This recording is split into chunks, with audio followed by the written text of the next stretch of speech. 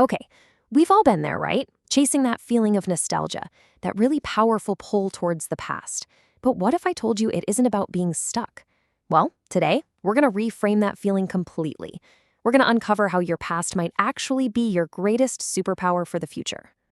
I mean, you know exactly what I'm talking about. An old song comes on the radio, or maybe you're scrolling and see a photo from 10 years ago, and bam, you're hit with that bittersweet ache. That little voice that says, man, the best days are behind me. It feels so real, right? But here's the twist. That's not just a feeling, it's a tool your mind is using to get you ready for what's coming. So let's just get this straight right from the top. That feeling, it is not a sign that you're stuck.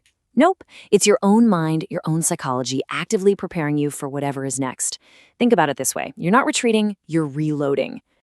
Okay, so first, let's talk about the here and now, the present. I mean, let's be honest, it can often feel, well, a little gray and windy, can it? It can be a place full of anxiety and stress and just uncertainty. And it's right here, in this environment, that our mind pulls out one of its absolutely cleverest survival tricks. And believe it or not, this isn't just some vague, fuzzy feeling. It actually has a name. Psychologists call this tendency to look back so fondly historical sentimentality. Kind of sounds official, right? But by giving it a name, we can start to see it for what it really is, a deliberate psychological process that has a super important job to do. So what is that process, really?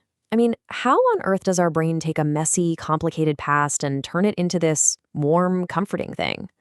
Well, this is where the science of our memory gets seriously fascinating. Okay, I want you to picture this. Think of your brain as the most skilled film editor in the world. Seriously, it takes all the raw footage of your life, I'm talking everything, the good, the bad, the just plain boring, and it gets to work. It starts cutting, splicing, and it adds this perfect golden filter over everything, creating this polished, amazing highlight reel of your personal history. And yep, you guessed it, this editing process also has a name. It's called rosy retrospection. It's this natural human tendency we all have to remember the past as being, well, better than it actually was at the time. You know, you conveniently forget about the delayed flight and the terrible sunburn, and all you remember is that amazing vacation. Sound familiar? So, how exactly does the brain pull this off? How does it so skillfully create this highlight reel? Well, it's actually a pretty clear step-by-step process. It's this simple, but honestly brilliant four-step process. Okay, step one, your brain grabs a memory. Then, the real magic, the editing, begins. Step two, it just filters out all the boring stuff, right? The stress, the mundane details, all of it. Step three, it cranks up the volume on the good stuff, the joy, the connection, the excitement. And then, step four, what you're left with is a golden memory, perfectly curated for exactly what you need emotionally in that moment. But here's the thing, this highlight reel isn't just for fun. It's not just entertainment. It serves a really crucial purpose, to create a mental, safe harbor. It's like this protected little cove your mind builds for you, a place you can retreat to when the seas of the present get a little too rough. And this safe harbor, it's so much more than just a comfort zone. Every time you visit, you're actively forging a kind of psychological shield. It's a defense mechanism that has some really profound, even measurable benefits for our well-being. Yeah, psychologists have a name for this shield too. They call it an existential buffer. Basically, these warm, golden memories act like a cushion against our deepest fears. You know, anxiety about our lives, our choices, all the uncertainty of the future. It's like it blunts the arrows of doubt before they can even hit you. And the tangible benefits are so clear when you look at it this way.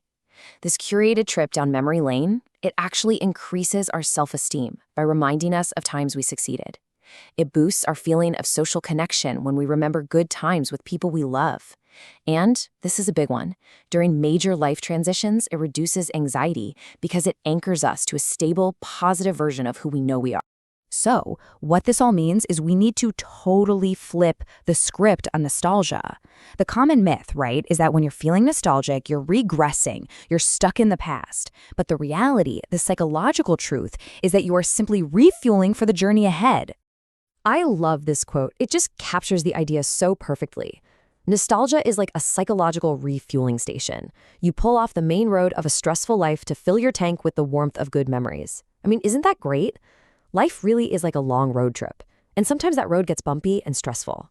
Nostalgia is that essential gas station. You're not pulling over to end the journey. You're just pulling over to fill up your tank with the warmth of good memories, so you have the energy to get back on the road. So when you really think about it, the past isn't a destination. It's not a place to live. It's a resource. It's this deep wellspring of strength that we can draw from to navigate the present and build the future we want. But, and this is the crucial point, the goal isn't to set up camp and live at the refueling station, right? The idea is to visit, fill up on that strength and that confidence, and then merge right back onto the main road, bringing all that positive energy with you into your life today. So, the next time you find yourself looking back, lost in a memory, don't just brush it off, and definitely don't judge it as a weakness. Instead, I want you to ask yourself this: what strength can I pull from this memory right now to help me face today? How can you intentionally use your own personal highlight reel to fuel your future?